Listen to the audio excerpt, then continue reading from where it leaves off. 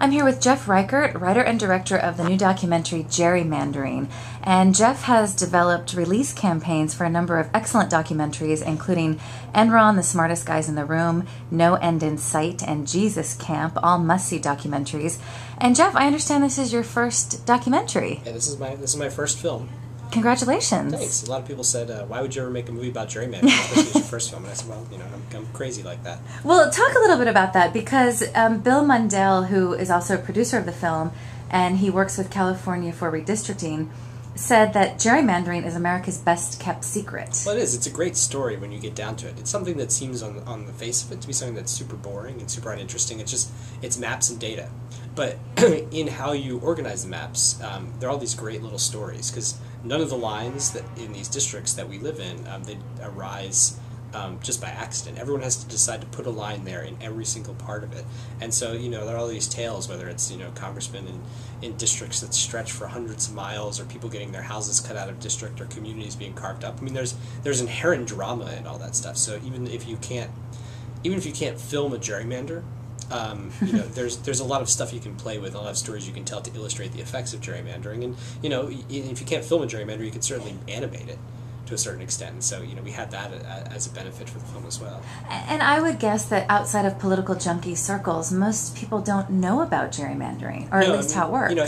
If you were gerrymandered out of a district, you wouldn't know until you showed up to the polls and saw that the candidate that you've been electing to office for maybe decades is no longer on the ballot, and you have an entirely new set of candidates, because the politicians want to keep this out of the public eye. This is one of their favorite things to do. Redistricting time is fun time for politicians, because they get to go and say, who do I get to have in my district now? How do we get rid of these people who are annoying me and don't vote for me anymore? This is, it's like playing in the sandbox for them to a certain extent. There's some strife inherent in it, but, they get to select the voters for the next 10 years. And that is a lot of power to have. Someone else in the film said that the redistricting process is a war. It's totally a war. I mean, it's the parties duking it out. It's people within parties duking it out. It's minority groups duking it out against each other, and also against Caucasian groups. It's all about interests and power. And when those things kind of collide, there's no plan that you can produce where every single voter who lives in that plan and every single politician is going to be happy with it. Somebody is always going to be the loser in a given district, and they're going to vote for the other candidate, and they're going to be unhappy with their representation. You're not always going to be able to represent minorities to the degree that you might like to represent minorities, and it's going to be really hard to always find a right balance of partisanship within a given state. And so, but that's what makes it really fascinating, because this is the real stuff of democracy. This is what America is all about. This struggle.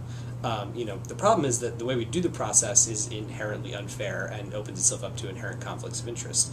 If you take the politicians out of the redistricting, you still have to deal with the politics in it, but at least you've got things a little bit one more step removed. So talk about how this works. Let's say I'm a congressperson representing San Francisco, and I want to redraw my district so I can ensure that I win the next 5 elections. How do I do this? Yeah, well, it's the state legislative constitutions allow politicians to draw their own districts. And so, say you're in Congress, say you're Nancy Pelosi, for instance, and you wanted to not have to really run in an election from here until the end of time.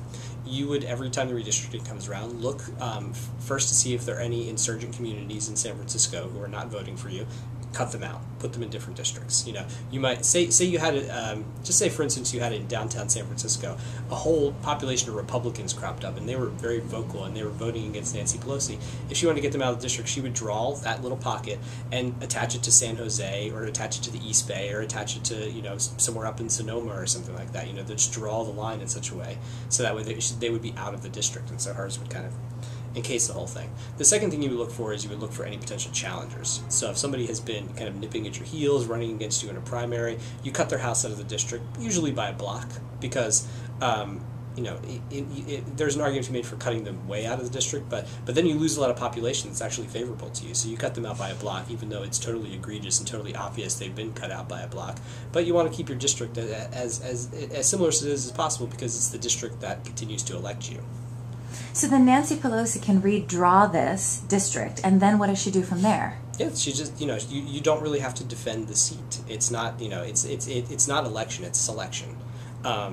And so, we should make it really clear, like, the state legislatures are the ones actually doing the drawing, but congressional members are really, really heavily involved in making sure that they get the districts that they want. And this is all 50 states? I think it's something like 46 or 47 states allow state legislatures the ability to draw the district lines completely unfettered. There's no checks or balances. A couple of states have some commissions. California is trying to implement commissions and make all that work, and we'll see if that goes through after this election. But it's a relic. It's something that we've just done for years and years and years, and people haven't really thought about it until recently that this was a huge problem. I was surprised to learn that now President Obama redrew his own district when he was running for Senate in Chicago. Yeah, no, Obama's story is great. It's classic because Obama is in the state Senate, and he decides, it's 2000, I'm going to make my primary challenge against the incumbent for Congress in the district where I live. So he does that. He does very well in the primary. He's a very attractive candidate. The guy who'd been in office for a while, was a long-time incumbent. He was feeling a little stale, and so Obama gets a lot of the votes in the primary. So the incumbent says, well, I can't have that Obama guy in my district another time, because he might beat me. So he cut Obama out of the district by a block. And so it's 2001, and Obama sees these new congressional district lines, sees his house is no longer in the district, and says, well, what can I do? I can either A, move. I think he just had the older of the two children at that point, so he could pack up his house and move back into the district, or they hadn't drawn the lines for state senate yet. And so he said, well, I've been representing a community that's primarily working class and black. I now have the opportunity to represent a community that's primarily white and rich.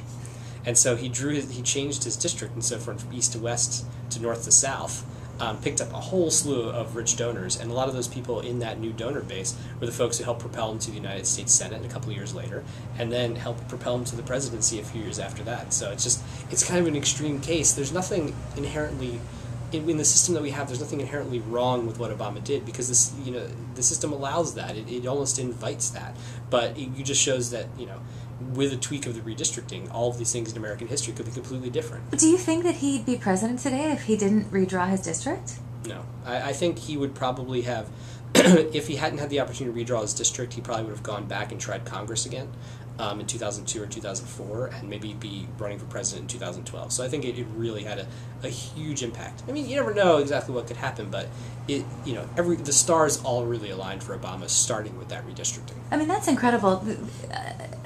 Someone else in your film said that if you care about democracy, this issue really needs to be at the top of your radar screen.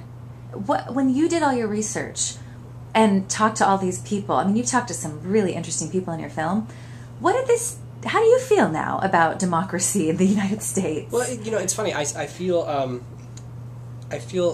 troubled because, you learn all the different ways in which the democracy has problems and is diseased via redistricting. But I also feel kind of energized too, because there's something around the redistricting fight where if you can raise people's awareness of it and get them involved in it, it's so closely tied to where people live, since it's pieces of geography and districts where we're all based.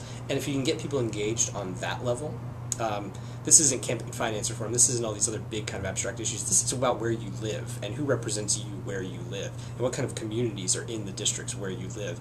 I think it could pave the way to a whole new level of civic engagement, the kind of which we haven't seen for a very long time. Because if you get people, thinking about their district, organizing around the idea of what they think their district should or should not be, it addresses all these questions that are very, very, very fundamental. And that's one of the reasons why I like it, because it allows you to bite off a part of the apple, which is democracy and the problems we have. But you can chew on it for a little while.